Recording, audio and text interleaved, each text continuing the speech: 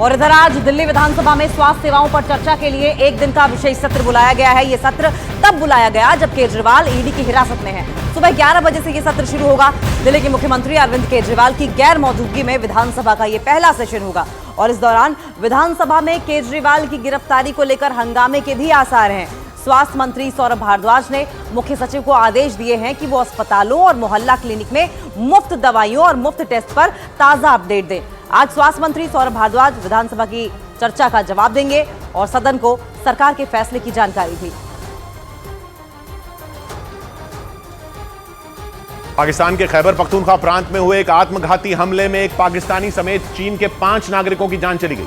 पाकिस्तान के मीडिया के मुताबिक चीन के वो नागरिक इंजीनियर थे जो वहां सिंधु नदी पर बन रहे एक बांध से जुड़े प्रोजेक्ट पर काम कर रहे थे। जानकारी के मुताबिक यह हमला उस वक्त किया गया जब वो लोग एक कार में बैठकर उस प्रोजेक्ट वाली जगह पर जा रहे थे, लेकिन दावा किया गया कि रास्ते में ही उनकी कार पर हमला हो गया। तस्वीरों में दिखा कि आत्मघाती हमले के बाद चीन के इंजीनियरों को ले जा रही वो गाड़ी गहरी खाई में पलट गई। आग की चपेट में आने के बाद उस गाड़ी से धुआं उठता दिखाई दिया। पाकिस्तान के मीडिया के मुताबिक ये हमला खैबर पख्तूनख्वा प्रांत में मौजूद बेशम शहर के करीब हुआ। जानकारी के मुताबिक इस हमले में चीन के जिन इंजीनियरों की मौत हुई वो सिंधु नदी पर बन रहे तासु बांध से जुड़े प्रोजेक्ट में काम कर रहे थे, लेकिन बांध की ओर जाते वक्त करीब 80 किलोमीटर पहले ही उनकी कार पर हमला हो गया। तासु बांध को CPEC यानी China Pakistan economic corridor project के तहत साल 2017 से बनाया जा रहा है और इसमें बिजली उत्पादन के लिए भी एक विशालकाय प्लांट लगाया जा रहा है। लेकिन इस प्रोजेक्ट से जुड़े चीन के नागरिकों को कई बार निशाना बनाया जा चुका है और यही वजह रही कि पाकिस्तान में चीन के ड्रीम प्रोजेक्ट CPEC के लिए मुश्किलें खड़ी हो गई, क्योंकि कुछ महीनों पहले ही ग्वादर पोर्ट पर हुए हमले के बाद चीन के इंजीनियरों ने हाथ खड़े कर दिए थे और उन्होंने पाकिस्तान में किसी भी प्रोजेक्ट पर काम करने से इनकार कर दिया था। पाकिस्तान में CPEC प्रोजेक्ट पर साल 2013 से ही काम चल रहा है। ये हाईवे, रेल और पाइपलाइनों का करीब 3000 किलोमीटर लंबा रूट है जो चीन के शिनजियांग प्रांत से शुरू होकर पाकिस्तान में बलूचिस्तान के ग्वादर पोर्ट तक जाएगा। इस प्रोजेक्ट के जरिए चीन अरब सागर इलाके पर अपनी पकड़ मजबूत करना चाहता है। यही वजह रही कि इस प्रोजेक्ट पर पानी की तरह पैसा बहा रहे चीन ने पाकिस्तान को मोटा कर्ज दे दिया, लेकिन इस प्रोजेक्ट से जुड़े चीन के नागरिकों पर हो रहे हमलों ने चीन की सरकार की मुश्किलें बढ़ा दी।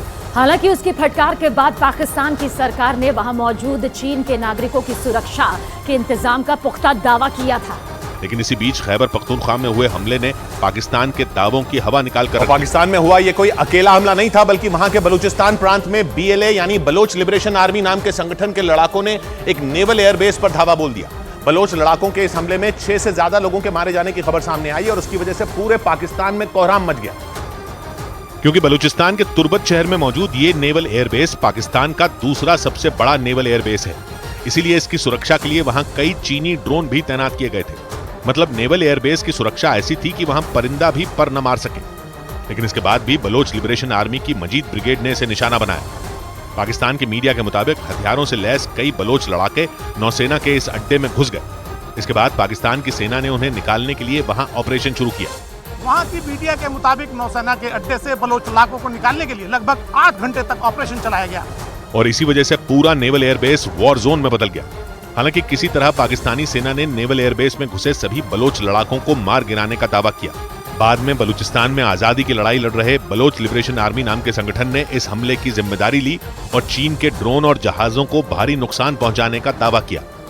इस बीच अफगानिस्तान के कंधार में पिछले हफ्ते हुए आतंकी हमले का मॉस्को कनेक्शन सामने आया, क्योंकि दावा किया गया कि कंधार में खुद को बम से उड़ाने वाला आतंकी और मॉस्को में हमला करने वाले आतंकी ISIS खुरासान से जुड़े थे।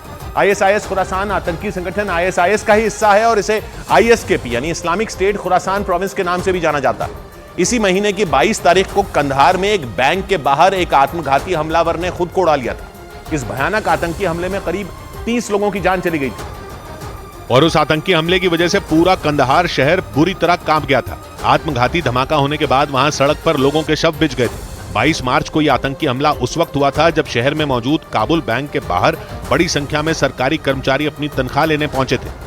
तभी वहां ऐसा धमाका हुआ जिसने पूरे अफगानिस्तान को हिला कर रख दिया था और उस भयानक आतंकी हमले के 4 दिन बाद तालिबान ने इसका डरा देने वाला एक वीडियो जारी किया। उस वीडियो में सफेद रंग का कुर्ता पजामा पहने एक आदमी बैंक के अंदर नजर आया। उसके पास एक काले रंग का बैग भी दिखाई दिया। शीशे के दूसरी तरफ बैंक से पैसा निकालने के लिए लोगों की भीड़ दिखी। वो आतंकी शीशे के पास पहुंचा और थोड़ी देर के लिए वहीं खड़ा रहा। बाद में वो नीचे बैठ गया और फिर अगले ही पल उसने खुद को उड़ा लिया था। धमाका इतना ताकतवर था कि उसकी चपेट में आने से बैंक के बाहर खड़े करीब 30 लोगों की मौत हो गई थी।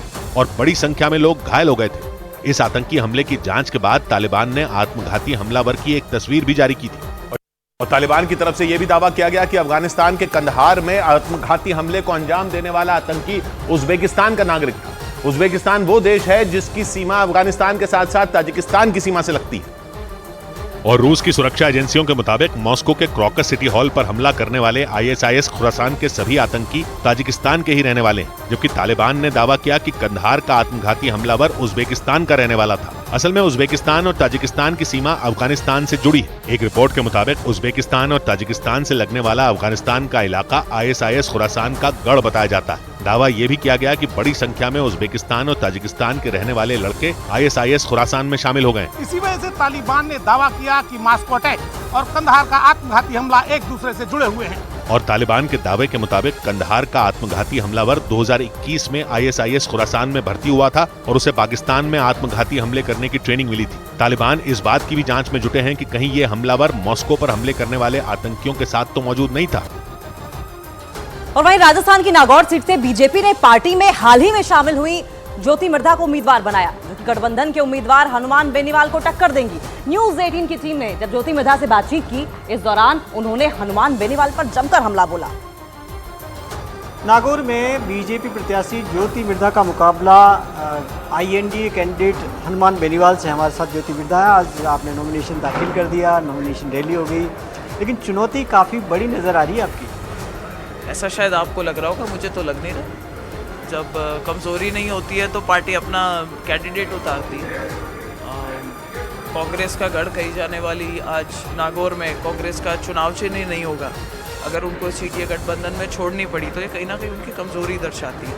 और जिस कैंडिडेट की अपन बात करें अगर, तो उन्होंने लास्ट टाइम बीजेपी के साथ में गठबंधन किया था और उन्होंने खुद ने इंटरव्यू दिया था कि मेरे परिवार से पुरानी रंजिश है और उसको हराने के लिए मुझे कुछ और वोटों की ज़रूरत थी। मतलब जाहिर सी बात है कि उनके पास में भी इतने वोट नहीं थे, लेकिन उनका ये बार बार एक पार्टी को छोड़ करके दूसरे के साथ गठबंधन करना शायद पब्लिक को भी रास नहीं आ रहा है। और जहाँ तक लॉजिकल बात अपन करें तो कांग्रेस के जो खुद के नेता है उसमें हमें मालूम है और सब लोगों को ये चीज़ पता है कि ये गठबंधन किन परिस्थितियों में हुआ है। सिर्फ एक नेता चाहते थे कि ये गठबंधन हो, बाकी जो स्थानीय नेता थे, डोटासरा जी वगैरह थे, वो कोई भी नहीं चाहते थे कि ये गठबंधन हो।